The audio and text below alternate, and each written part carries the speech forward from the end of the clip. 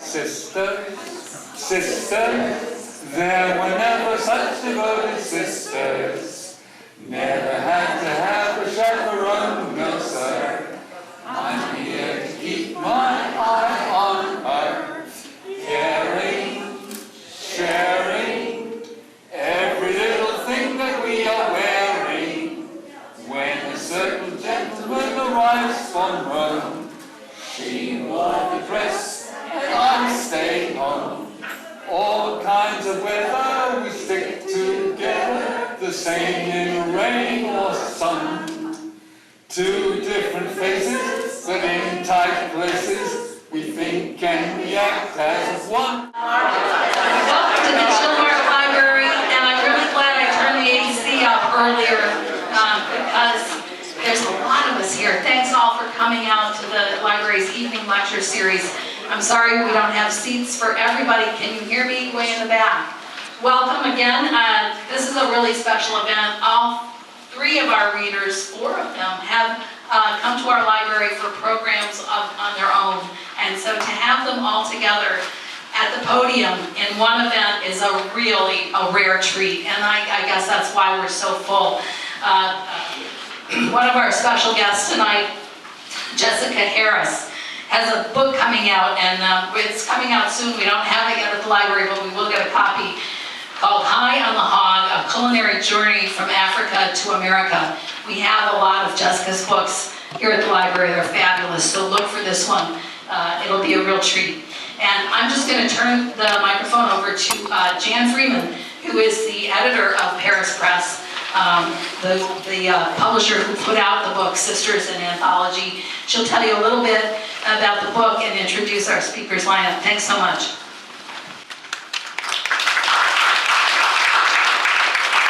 Wow. Thank you, Eva and the Chilmark Library for having us here today. I love this library. It's a joy to be in such a beautiful library.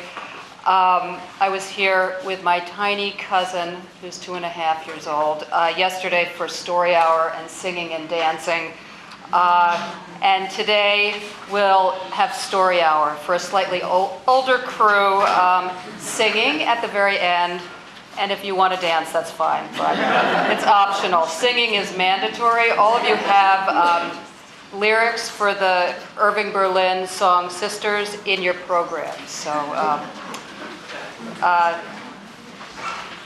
we'll sing with Rosemary Clooney, who's on my iPod.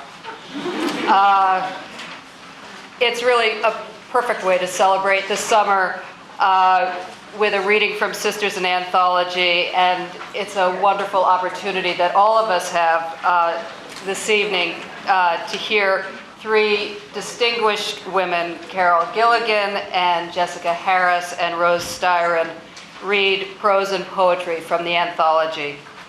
Sisters is a project that Paris Press' assistant editor, who's over here, Emily Wojcik, and I thought about for many years, usually following family gatherings and interesting phone calls with our own sisters, some of them wonderful, some of them wonderful.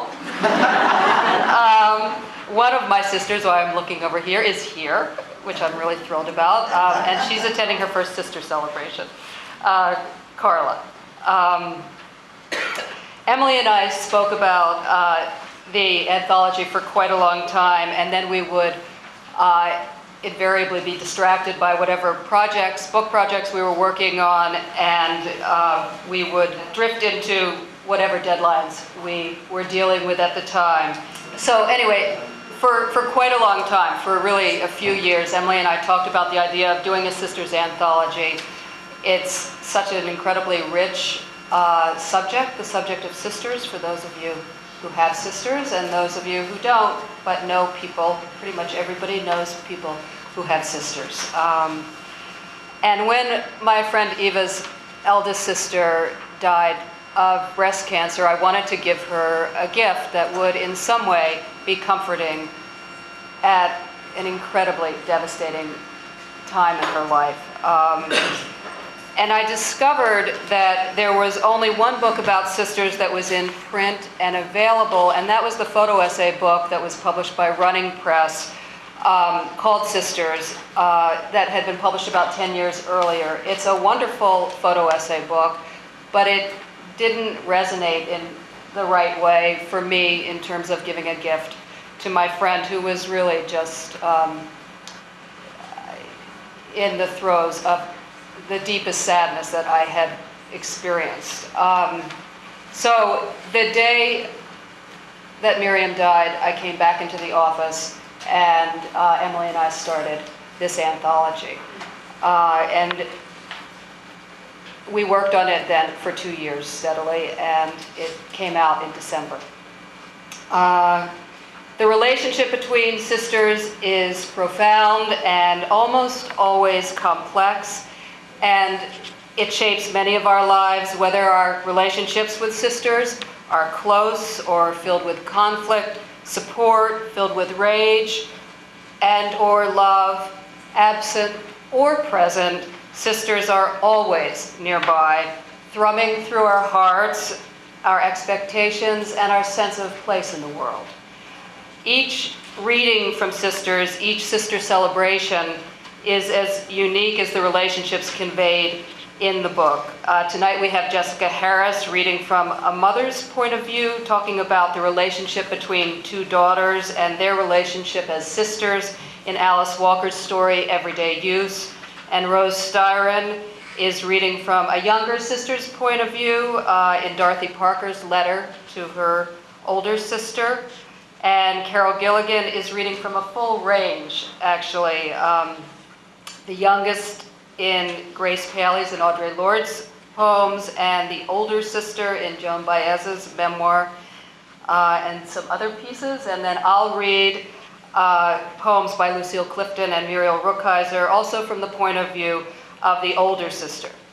If there are middle sisters in the room, don't get nervous. We have a lot of middle sisters in the book, but as it happens tonight, I don't think that there are any points of view of the middle sister expressed. Emily and I and our third editor, Deborah Bull, tried very hard, and I hope succeeded, in creating a collection of prose and poetry, and also a puppet play by Jane Bowles, that includes many vantage points, as well as the growls and the adoration, the support and the competition, and experiences of sisters from childhood through old age. And while we made a clear decision in the creation of the book, and it was one that we went over for many weeks, to include only stories about the relationship between sisters in families, we have compiled a collection that also speaks to those dear friends in our lives who are our chosen sisters. I want to thank my Ashfield neighbor and the nationally known artist Jane Lund, who unfortunately is not able to be here today, for the collage that she created that graces the cover of Sisters. And if anybody is interested, we have the original artwork in the hallway, and Jane has donated prints to the press as a fundraiser for anybody interested in one of her signed and numbered prints of the sisters' dresses. I also want to thank Emily Wojcik and Deborah Bull for helping to create this beautiful and funny and moving, and I hope ultimately comforting book. A book that is now taking on a life of its own, with women and men having sister celebrations all around the country. All of you have how to have a sister celebration tucked into your program.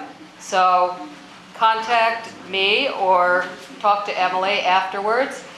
And people are having them in their living rooms, in libraries, around the kitchen table, in community centers, synagogues and churches, bookstores, all over the place. And they're really fun, and they're always completely different. People read from the anthology and then talk about sisters.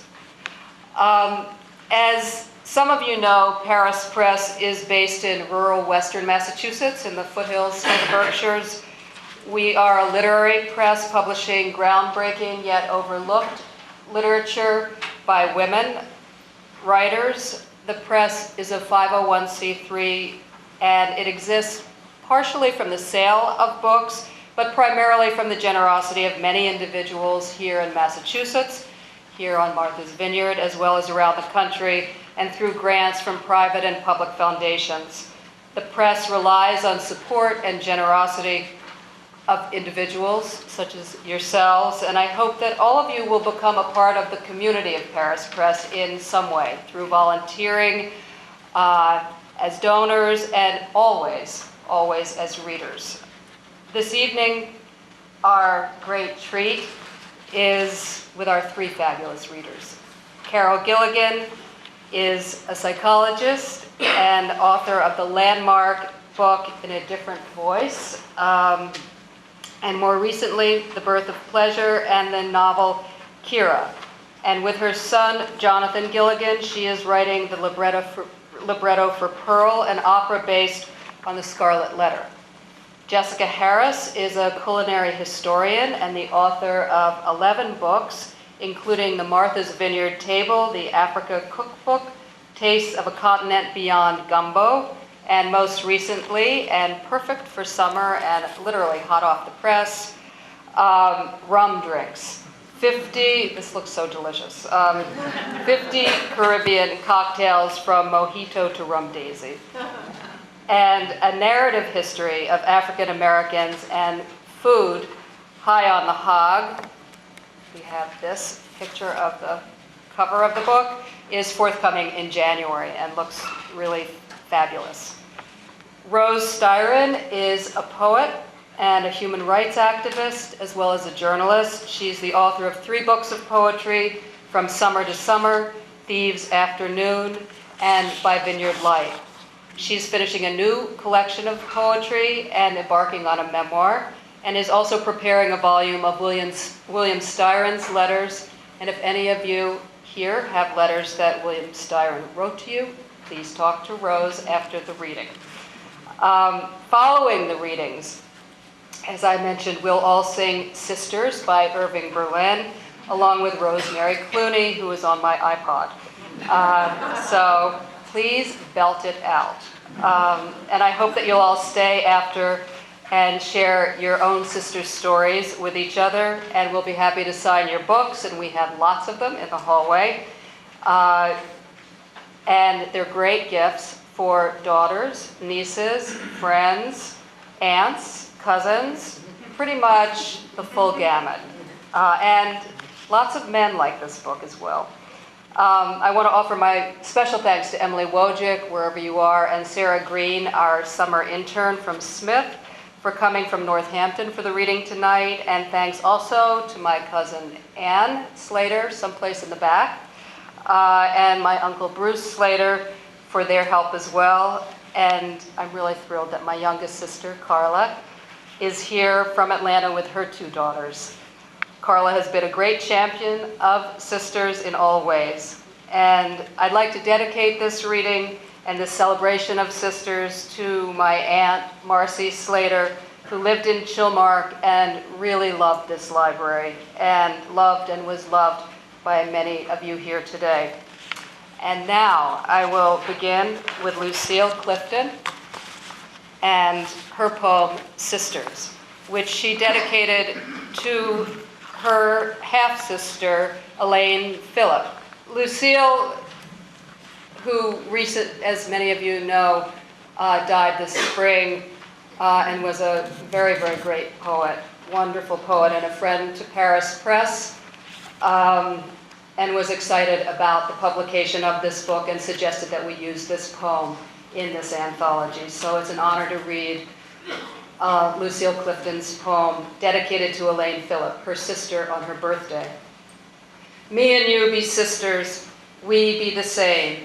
Me and you coming from the same place. Me and you be greasing our legs, touching up our edges. Me and you be scared of rats, be stepping on roaches.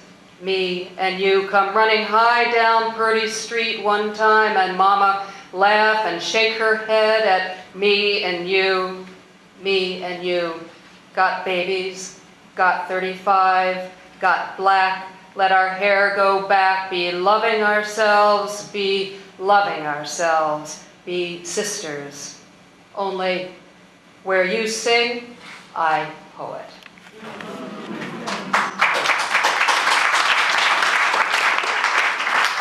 And I'll read also one other very tiny poem by Muriel Rukeyser called 2 Years. And when I decided that that day was the particular day that we were going to start putting the anthology together, I knew that this would be the poem that we would close the anthology with. So it serves as a coda at the back of the book. 2 years. 2 years of my sister's bitter illness. The wind whips the river of her last spring. I have burned the beans again. And now, Jessica.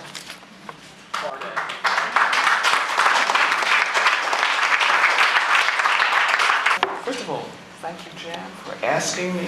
Thank you for all of the wonderful folks who have come out on this sort of rainy night. I'm always kind of bemused because my mother was one of 10 with 7 sisters. I, therefore, am an only child. But I have a wonderful friend that I refer to as my French sister, although she did sort of pull me gently aside once and said, Jessica, il faut que je te dise une chose. Meaning, Jessica, I want to tell you one thing. I have sisters. You are my friend. So, for my French sister, for my mother and all of her multiple sisters, and for all of the sisters here, I'm going to read from Everyday Use by Alice Walker. And it's a story of 2 sisters told from their mother's point of view, and it's fairly long, so we've made some cuts. Bear with me.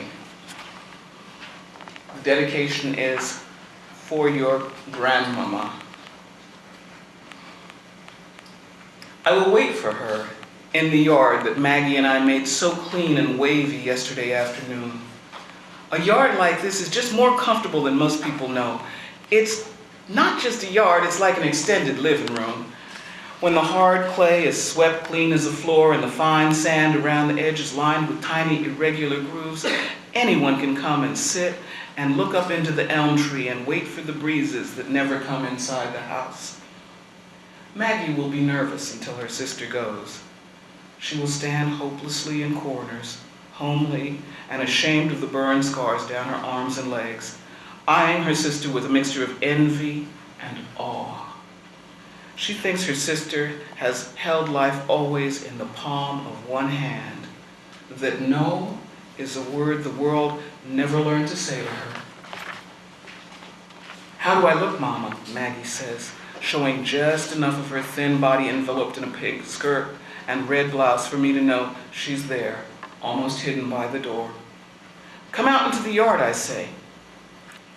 Have you ever seen a lame animal, perhaps a dog, run over by some careless person rich enough to own a car, sidle up to someone who is ignorant enough to be kind to him?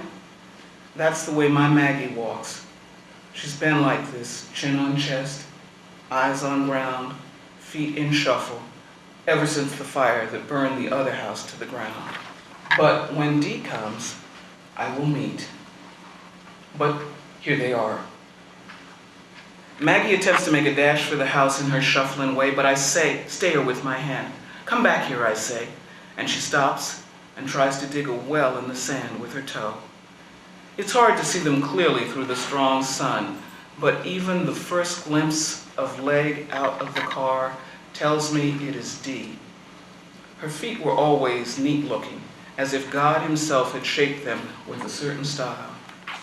From the other side of the car comes a short, stocky man, hair all over his head a foot long and hanging from his chin like a kinky mule tail. I hear Maggie suck in her breath, is what it sounds like. Like when you see the wriggling end of a snake just in front of your foot on the road. Dee next, A dress down to the ground in this hot weather. A dress so loud it hurts my eyes. There were yellows and oranges enough to throw back the light of the sun. I feel my whole face warming from the heat waves it throws out. Earrings, gold too, hanging down to her shoulders, bracelets dangling and making noises when she moves her arm to shake the folds of her dress out of her armpits.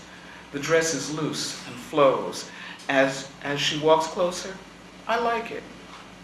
I hear Maggie go, "Oh," again. It is her sister's hair.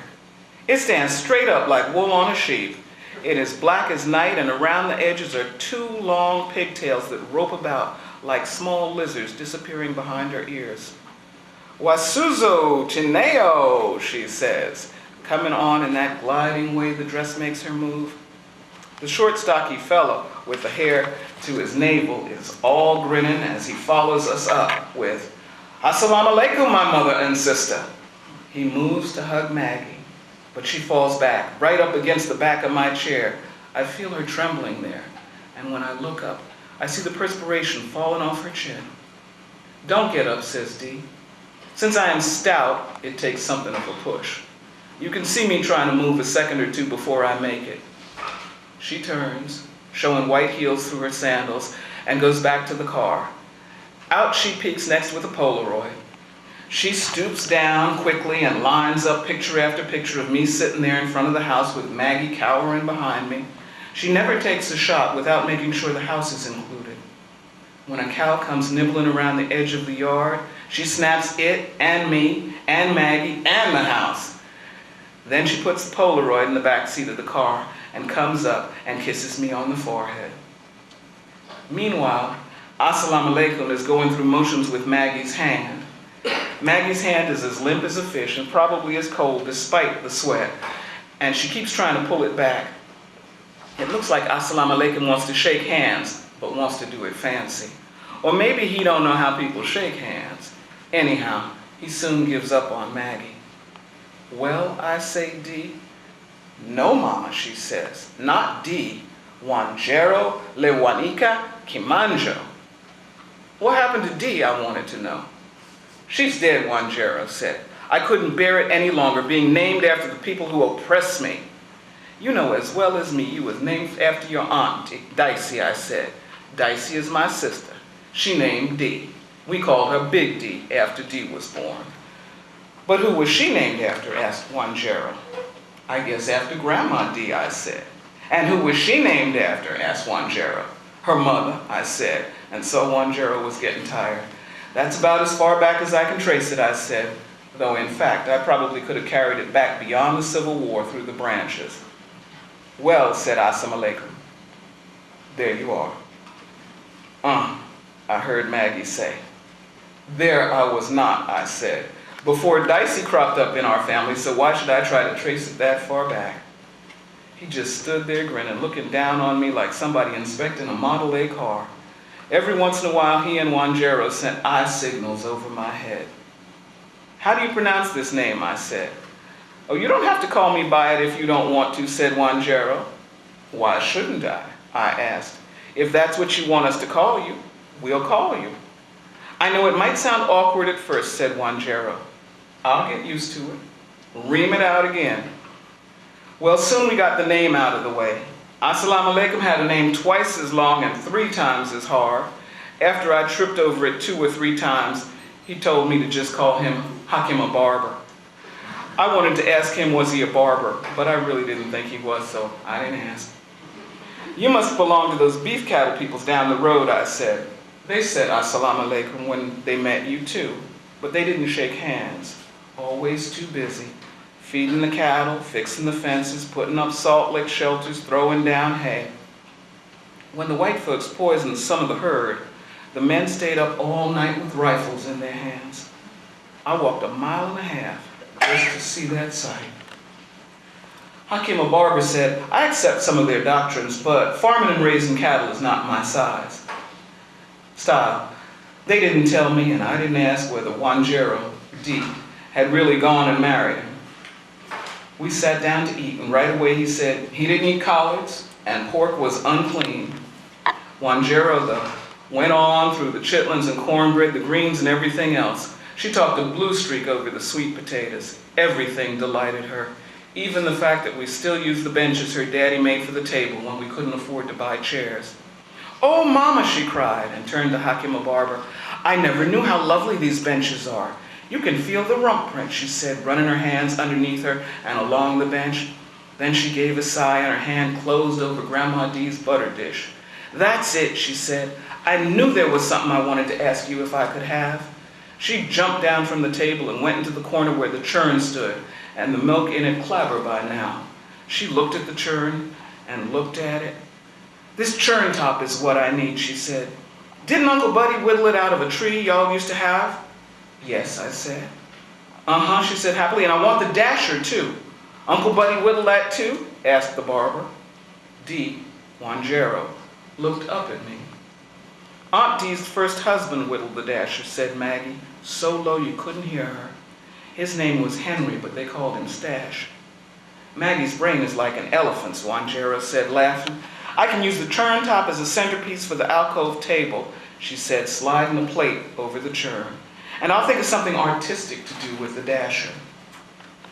When she finished wrapping the dasher, the handle stuck out. I took it for a moment in my hands.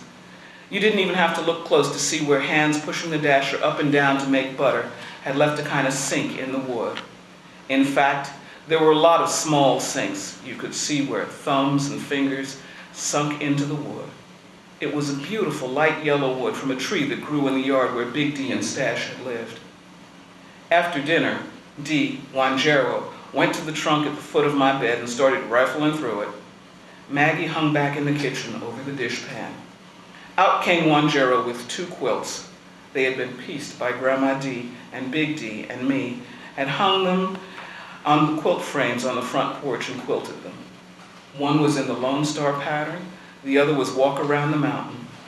In both of them were scraps of dresses Grandma Dee had worn 50 or more years ago, bits of pieces of Grandpa Jarrell's paisley shirts, and one teeny tiny faded blue piece about the size of a penny matchbox that was from Great-Grandpa Ezra's uniform that he wore in the Civil War. "Mama," Wanjero said, sweet as a bird, "can I have these old quilts?" I heard something fall in the kitchen, and a minute later, the kitchen door slammed. "Why don't you take 1 or 2 of the others?" I asked. "These old things were just done by me and Big D from some tops your grandma pieced before she died." "No," said Wanjero, "I don't want those. They're stitched around the borders by machine." "That'll make them last better," I said. "That's not the point," said Wanjero. "They are all pieces of dresses Grandma used to wear. She did all this stitching by hand. Imagine." She held the quilts securely in her arms, stroking them. "Some of the pieces, like the lavender ones, come from old clothes her mother handed down to her," I said, moving up to touch the quilts. Dee Wanjero moved back just enough so that I couldn't reach the quilts. They already belonged to her. "Imagine," she breathed again, clutching them closely to her bosom. "The truth is," I said, "I promised to give them quilts to Maggie for when she marries John Thomas." She gasped like a bee had stung her. "Maggie can't appreciate those quilts," she said. "She'd probably be backward enough to put them to everyday use." "I reckon she would," I said. "God knows I've been saving them for long enough without nobody using them. I hope she will." I didn't want to bring up how I offered Dee Wanjero a quilt when she went away to college, and then she had told me they were old-fashioned, out of style. "But they're priceless," she was saying now, furiously, for she has a temper. "Maggie would put them on the bed, and in 5 years they'd be in rags, less than that." "She can always make some more," I said. "Maggie knows how to quilt." Dee Wanjero looked at me with hatred. "You just will not understand. The point is these quilts. These quilts." "Well," I said, stumped, "what would you do with them?" "Hang them," she said, as if it were the only thing you could do with quilts. Maggie was by now standing in the door. I could almost hear the sound her feet made as they scraped over each other. "She can have them, Mama," she said, like somebody used to never winning anything or having anything reserved for her. I can remember Grandma D without the quilts. I looked at her hard.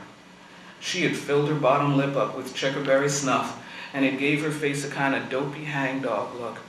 It was Grandma D and Big D who taught her how to quilt herself. She stood there with her scarred hands hidden in the folds of her skirt. She looked at her sister with something like fear, but she wasn't mad at her. This was Maggie's portion. This was the way she knew God to work.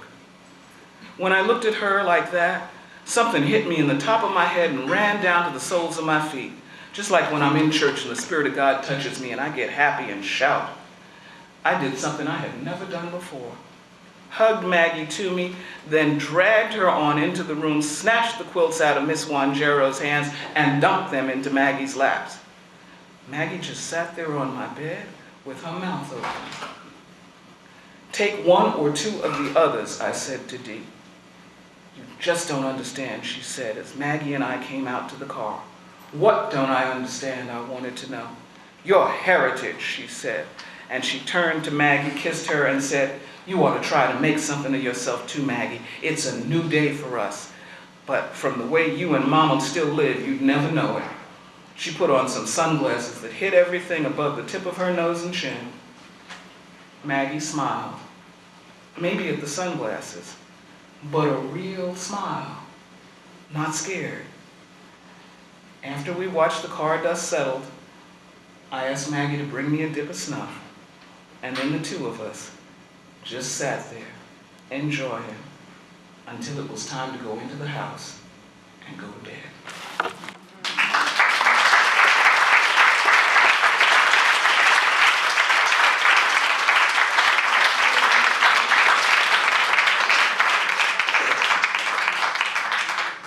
I'm so glad to be here in the Chilmark Library. I'm so glad to be in the vineyard. I came last night.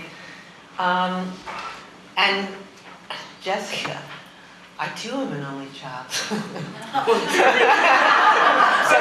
we're both here vicariously. I'll be your sister. Yeah, there you go.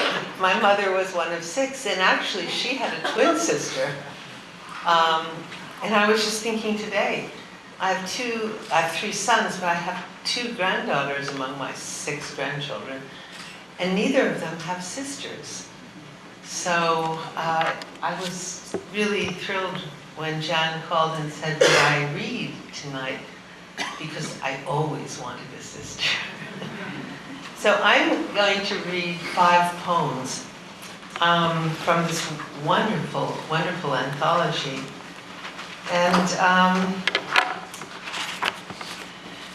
they really illustrate what Jan said, which is, just the range of people's experiences, at least as expressed in these poems.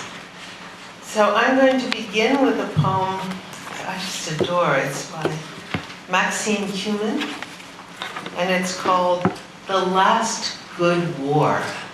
Would that were so, right? The Last Good War by Maxine Cumin. Pearl Harbor, a scurry to marry. 2 brothers take up with a pair of sweet Southern sisters.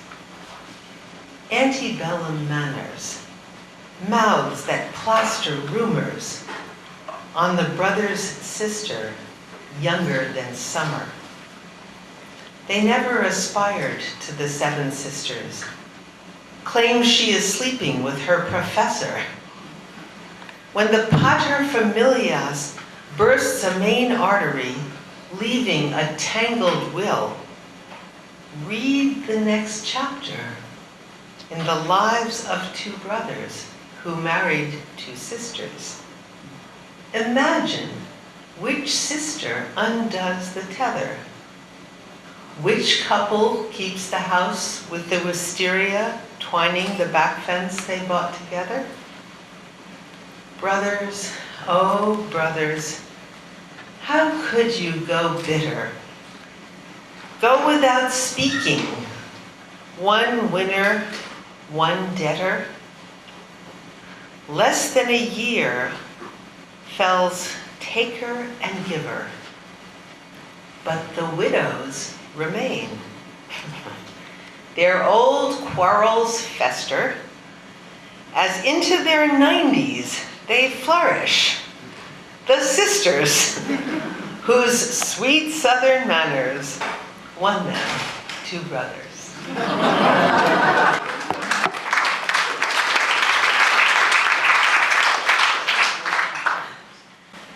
The second poem is by Joyce Armour, and it's called Sweet Dreams. It's always been a wish of mine, or should I say a dream, to scare my sister half to death and hear her piercing scream. That's why I squished 4 bugs until they all were very dead, and took them to my sister's room and put them in her bed. After we had said goodnight, my heart began to pound. I waited, and I waited, but she never made a sound. And then I got so doggone tired, I couldn't stay awake. I climbed into my own warm bed and shrieked. There was a snake. It wiggled, and I leapt and fell and grazed my bottom half. And then I heard an awful sound. It was my sister's laugh.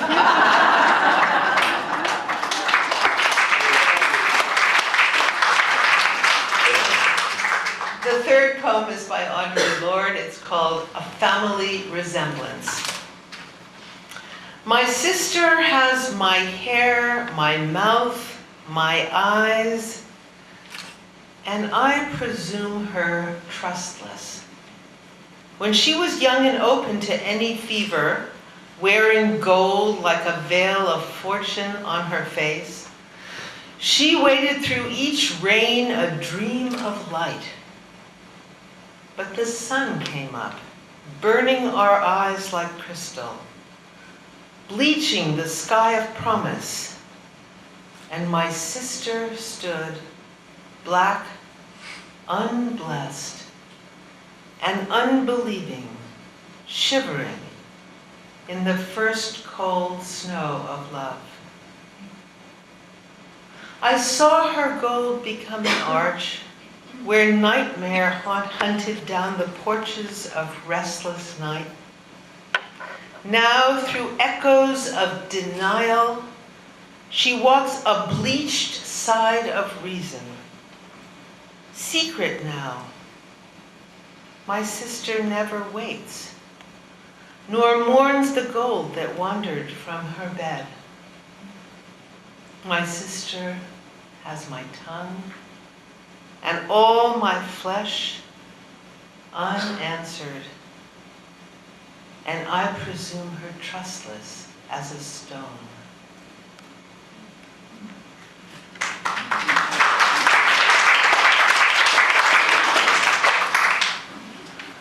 I told you we were going to go all the places.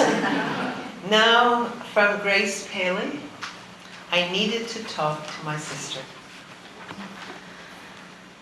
I needed to talk to my sister. Talk to her on the telephone.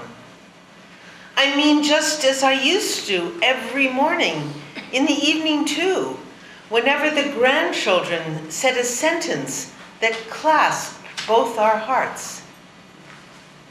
I called, her phone rang 4 times. You can imagine, my breath stopped. Then, there was a terrible telephonic noise. A voice said, "This number is no longer in use." How wonderful, I thought. I can call again. They have not yet assigned her number to another person, despite 2 years of absence due to death.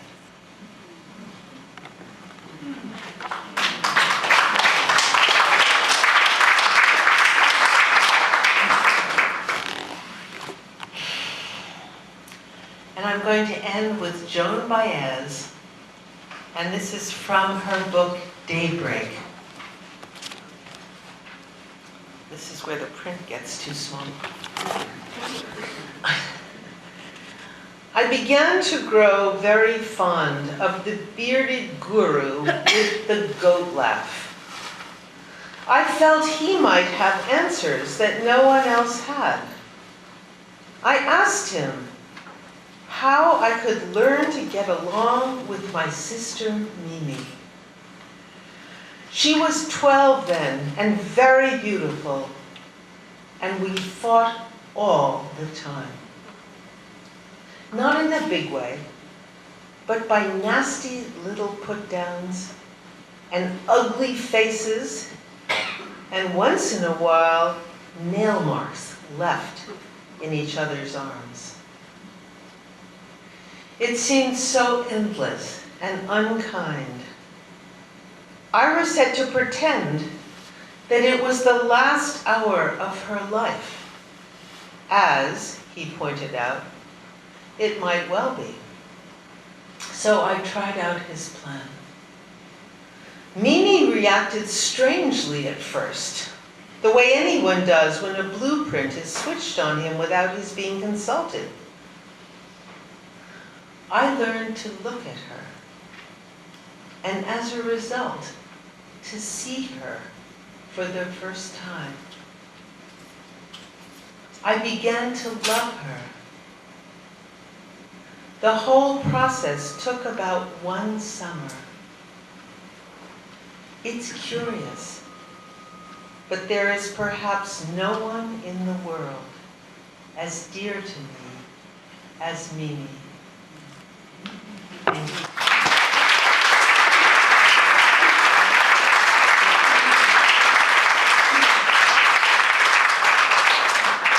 Well, I had the good luck to be a good friend of Joan Baez's and her sister Mimi, who she still takes everywhere with her. And they're very good friends still.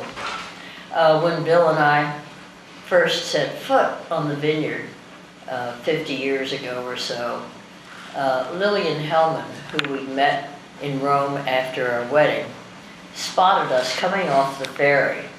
She was chasing her big black poodle, who was trying to get on the ferry, and she greeted us and let the very important professor from Harvard go after the dog and said to us, "Oh, I'm so glad to see you. Come over to my house right now.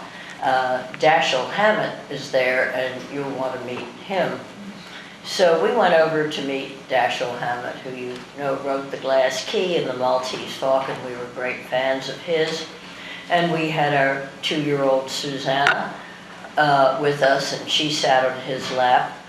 And the very first conversation that we had was about Dorothy Parker, who I'm going to read about today. They talked about Dottie, who idolized Dashiell and became a great pal, and then an enemy, and then a pal, and then an enemy of Lillian Hellman's. And all of you who might have known her here, as I did, or heard about her, know what a changeable character she was as far as friendship goes. Dorothy Parker, when they were good friends, actually named the little foxes. And I was a big fan always of Dorothy Parker's, because I loved her poetry and her wit and admired all the other things she did in her life. Maybe not her alcoholism, but everything else. And she was just a wonderful, funny person whom I always wished I had known, but I didn't. The poem that I'm going to read is one she wrote to her big sister, and I felt very warmly toward this, because I have a big sister who is a decade older than I, and I love her and often feel guilty because I don't go see her in Baltimore, where she still lives with all her family. But that kind of guilt is not just for that. It's because I realized maybe I didn't take the time to understand her well enough, and maybe Dorothy Parker felt the same way. I remember when my sister came to visit me in Roxbury, Connecticut, and we had a neighbor who was the movie actor Frederick March, and I had utterly forgotten that my sister's room in Baltimore was totally papered with pictures of Frederick March, and in every guise you can imagine. And when she left after visiting me, the only time she came up there, she said, "I will never forgive you for not introducing me to Frederick March." And I thought, oh boy, how little I understood, but I still love my big sister, and I still love Dorothy Parker, who said she loved her big sister Helen and Helen's children and grandchildren more than anybody else. She was such an interesting woman, and I will read the letter she wrote to her big sister Helen Rothschild Drosty. I have no idea if it's related to Drosty chocolates that I love, or to the Rothschilds, some of whom are on this island. But I was asked by Jan to do a little identifying of people she mentioned as I go along. You probably don't need me to, but I will interrupt and do that. This is September 1929 from the Villa America in Cap d'Antibes, France. Dear Mrs. Drotz, it's been such a long time now that I am ashamed to write. Only I can't go on and face another night's dark without having written. Please don't be sore. Although there is no reason on earth why you shouldn't be. You know how it is about writing letters. In fact, if you will pardon my pointing, you are no matter de Sévigné yourself. This is a little dear to write on account of there is heaps to say, but absolutely no news. I'd better begin at the beginning, and if you get too bored, just tear it up as you go. I hope Seward has been letting you know where I am and when. I asked him to, but he is a fool. Also, I haven't heard from him now for about 20 years, so maybe he has at last decided to stop his stalling and be dead lying down instead of sitting at his desk in the office. Well, so first I went to London with the Salzburgs for a week. The Salzburgs were expatriate, wealthy painters who had a big circle of friends in Europe for a week, and that was a dull excursion. Then we came to Paris, and they took an apartment, and I spent 6 weeks as a fascinating divorcee alone in Paris, the home of dancing and light wines, in being so rotten sick I couldn't move out of my hotel room. And a dainty complaint, too. Something the matter with my liver. Oh my God, how sick that makes you feel. And conducting an illness in the French language, of which I know possibly 50 words by heart, is fascinating. I couldn't work or anything. All I did was see Ernest and Pauline Hemingway, who were something swell to me, and staggered dizzily once or twice to get some of the most ill-advised clothes ever assembled. They were just what somebody with an afflicted liver would have picked out. Oh, and by the way, Muriel Sahlberg is coming home next month and bringing you 4 chemises and pants, 2 slips with pants to match, and 4 nightgowns. If you want anything else, will you please cable me either here or, which is much cheaper, just Bank Trust Paris. And they forwarded it right away. I'm bleating about cabling instead of writing because they have to be made, and the French can't hurry. Well, and so then Mr. Benchley arrived with his wife. and get at least a man called Benchley a ride, but he wasn't the Robert Benchley we used to know.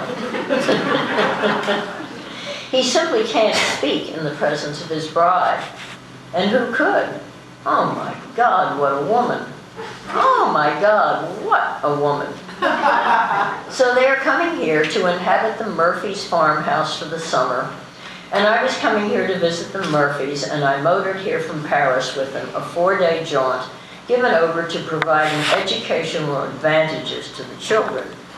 And shall we draw a veil over that experience? So the minute I got here, it was all right. You know what I think of the Murphys.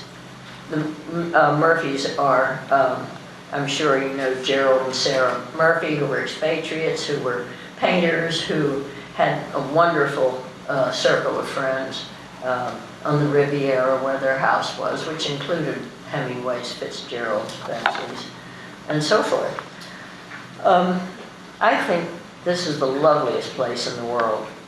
It is a great, square, honest house with the only good modern decor I've ever seen, set high and back, overlooking a great bay of the Mediterranean, with the island where they kept the man in the iron mask imprisoned in it.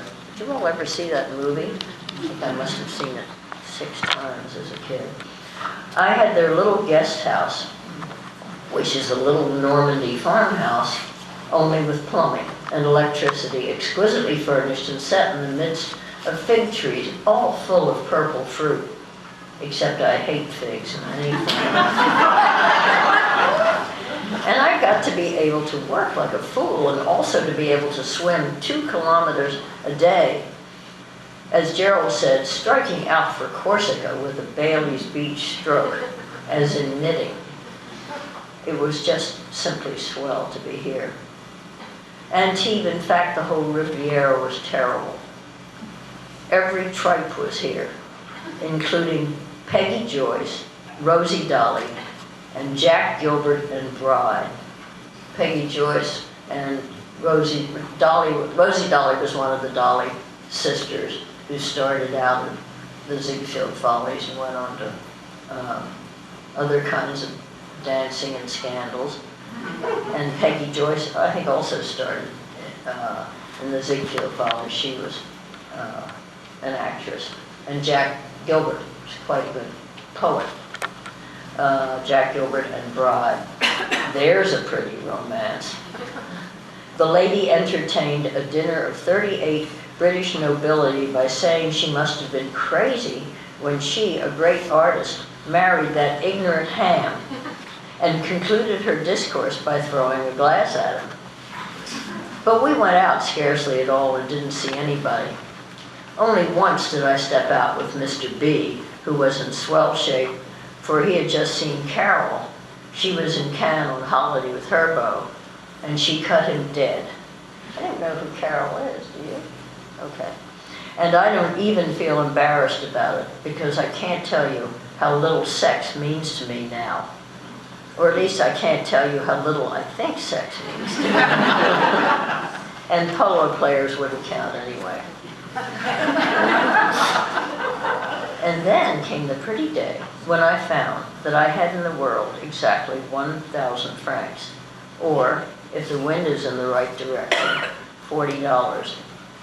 You see, I'd been working on that damn book and not doing things to get paid for it. The book has already been torn up 4 times, and fun is no word for it. And then I got a cable that Harold Ginsburg would be in Paris. So I took my 1,000 francs for car fare, it wasn't quite enough, and went up to Paris with Mr. Benchley, who was sailing. Ah, poor Mr. Benchley. You know, Adele Lovett came over here to the Riviera and stayed 4 days and then sailed home.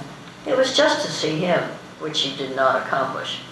And Betty Starbuck apparently never took pen from paper while he was gone. Great wads of letters would be piled on his shoulders every time a boat came in. He dreaded so to go back to New York, and I just had a cable from him saying pitifully, "No fun here," which is somehow so much more pitiful than frantic with misery. Well, so there I was in Paris with no money and Mr. Benchley gone.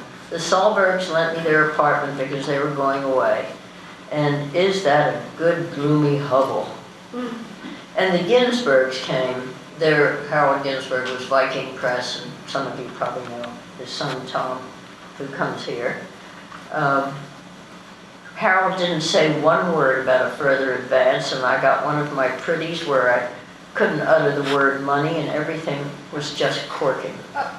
And just as I was looking thoughtfully at the Seine, the Murphys telegraphed me exactly as if they had been hearing my thoughts. This is all nonsense. You must come right back here. And then in came Harold, dressed to my dazed eyes in the uniform of the United States Marines, and gave me a complete set of money to stay over and finish the book. And so, in 3 words, here I am. It is so lovely to be back here. I can't tell you how swell the Murphys are to me. And I honestly don't feel as if I were overstaying because there's a guest house and there are 9 servants. And I am alone in my room for a big part of the day working.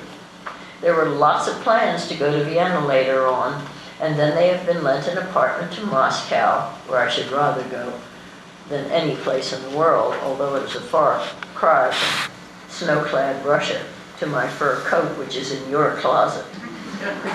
But then their smallest boy, Patrick, got taken very ill, had a bad spot on his lungs, and has to be in a higher altitude. So Sarah's away at the moment in the mountains with him. And Gerald, 2 children, 9 servants, 5 dogs, and I are living here in no sin whatever. So all plans are contingent on his health. If he improves up there, Sarah will leave him with a nurse and come back here and then see if he is well enough to travel. And if he doesn't improve, then I don't know what the hell. You see, Mrs. Drosty, I didn't want to come back to New York just yet. I miss you horribly, and I would give an eye to see you, but I'm terrified of coming back. I simply can't face the dingy, sordid life I led there. And about the Garrett thing, I hate to talk about it because it is so rotten ugly. But, well, you see, when I sailed, he said he was coming over and I would meet him for a week together somewhere in France. And I must cable him my addresses so he could keep in touch with me. So I did cable him because I believe everybody. And I had never a word from him. And cables don't go astray. Then I had a letter. There was a day. From that charming Mrs. Curtis in Westchester. You know, the one he was sleeping with concurrently. She said, God damn her, John is sailing next week, but of course he has written you about that. Isn't it too bad Mrs. Fair is already over there? And I never heard from him, and I never saw in the paper that he had landed, and I nearly went crazy. And never a word, and I kept brooding, and finally, about 3 weeks ago, I sent him a cable from here because I couldn't stand it any longer, saying, in part, can't we be friends? And he answered, delighted wire always. 3 ambiguous words, and at deferred rates, which is about the depth of something. And then, I'm ashamed to tell you this, when I was in Paris this last time, swell and gloomy and alone in the Salzburg's flat, I wrote him a letter. Oh, just the most awful thing I could have done. Just spilling my guts out, saying I wanted to come back and wouldn't he please see me sometimes. Oh, just as bad as it could be. Oh, I wish anything had happened before I wrote. And yesterday I got a cable, of course, at deferred rates, saying, love letter, dear, so happy you are well. Of all the stupid, rotten, misunderstanding, callous, ignorant things, again, I feel cheap and helpless and undignified and dirty. Oh, if you know what I said in that unfortunate letter about how I was no better about him and what should I do? Oh, I can't tell you. God, what a louse he is. Yet if I were within 50 blocks of him, I should be telephoning him tearfully again and should be being answered by Mrs. Fair. And I don't dare face it. It's a slow process. But it does, sooner or later, do something over here for you. You can't help having the centuries seep in through your pores and soothe you. And I am at peace, and the Murphys make me feel of value, and I can work. And every time I think of New York, and that drinking I did, and all those horrible people in the afternoons, and please send up the bottles of White Rock and some ice, I just can't do it yet. I'd better stay here as long as I can. Oh God, that's enough of that. I'm all sweating, just talking about it. Look, will you please tell Lel something for me? Will you tell her I have a dog? I don't dare tell you, even with the extenuating circumstances of his being a godsend to me while I was alone and sick in Paris. And I don't know what I should have done without him. So please tell Lel he is a dandy Dinmont, got in London, and his name, I regret to say, is Timothy. He was named when I got him, and he has taken 2 prizes, although only 14 months old, and he is the second sweetest dog in the world, only he fights like hell. And I will get Gerald to take some pictures of him and send them to her. The Murphys had 2 Sealyhams, Judy and Johnny, and they had 7 puppies, only they had to give them away because the tender little mother tried to kill them all. They also have 2 Pekingeses, but they don't count. I can't begin to ask you the questions I want to, and probably you wouldn't get around to answering them anyway, you big stiff. But they're mostly about, what was your summer? And how are you? And how are Bill and Mel and Victor? And what is the news? And what else? I can't tell you how I want to see you. This part of being over here is pretty awful. I get bad waves of homesickness about you, but I just don't dare come back yet. I am disgustingly well and strong, but unfortunately pretty heavy, despite the long-distance swims. It is only fair to say that they are due less to my athletic prowess than to the fact that you really can't sink in the Mediterranean. And I should be very much better off for a letter from you if this address is a nuisance. Bankers Trust, Paris, is so easy and always reaches me. Much, much love, Dot. Thank you so much for the birthday cable. You are an angel.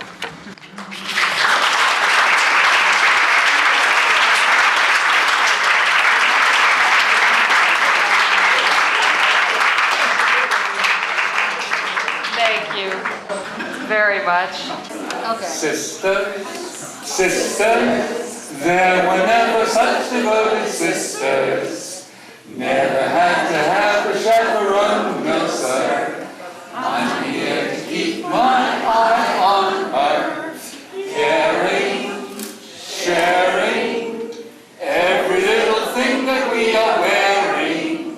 When a certain gentleman arrives from Rome, she wore the dress and I stay home. All kinds of weather we stick together, the same in rain or sun. 2 different faces, but in tight places, we think and we act as one. Those who've seen us know that not a thing could come between us. Many men have tried to split us up, but no one can. Lord help the mister who comes between me and my sister, and Lord help the sister who comes between me and my man. Sister, sister, don't come between you and my man.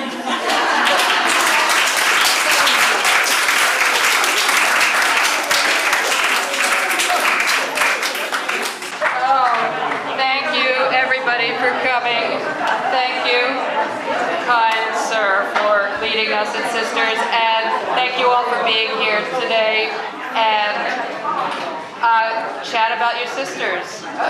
Check out the book. We have lots of copies and we're happy to sign them, and thank you so much to Carol and Rose and Jessica for your really beautiful, beautiful readings. Sisters, sisters, there were never such devoted sisters. Never had to have a chaperone, no sir. I'm here to keep my eye on her, caring, sharing, every little thing that we are wearing. When alone. She wore the dress and I stayed home. All kinds of weather we stick together, the same in rain or sun. Two different faces, but in tight places, we think and we act as one. Those who've seen us know that nothing could come between us. Many men have tried to split us up, but no one can. Lord, help the mister who comes between me and my sister.